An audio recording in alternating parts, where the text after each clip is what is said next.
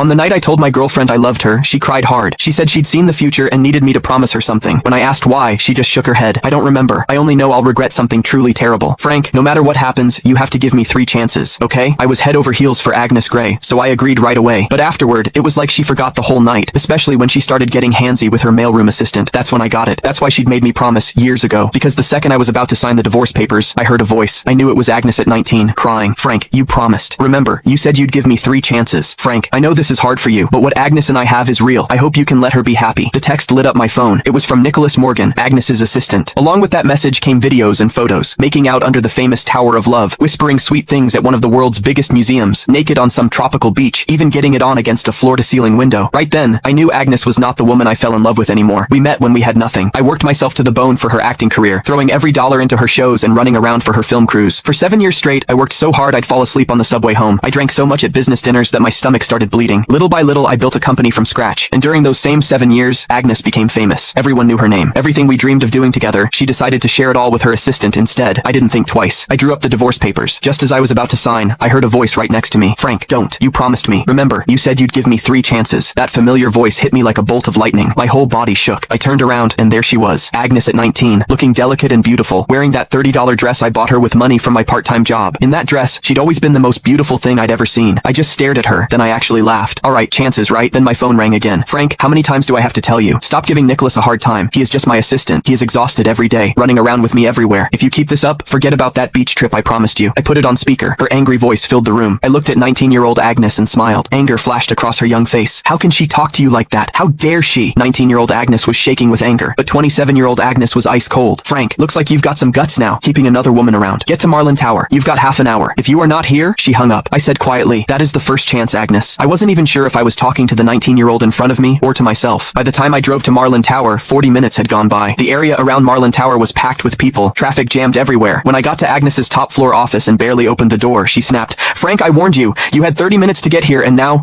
I cut her off, turned around, and flopped onto the couch like I didn't care. Nicholas was there too. He kept his head down, eyes all red, his right hand holding his left wrist. My attitude seemed to set Agnes off. She slammed her hand on the desk. Frank, what is with that attitude? You still won't admit you were wrong? But before I could say anything, Nicholas jumped in. It is nothing really, just a watch. Don't blame Frank. That just made Agnes angrier. But instead of yelling at him, she held back and softened her voice. How can you say it is nothing? He is so petty. He even tried to steal the birthday gift he gave you. Don't worry, I am not taking his side. Then she turned back to me, her voice sharp as a knife. Frank, I am giving you one last chance. Give Nicholas his watch back. I'd lost count of how many times this had happened. No matter how many times Nicholas set me up, no matter what I said, it never mattered. The woman who used to trust me completely now only doubted me. Couldn't be bothered to argue. I stood up, took off the old watch from my wrist. Click the link in my bio to get the full story for free.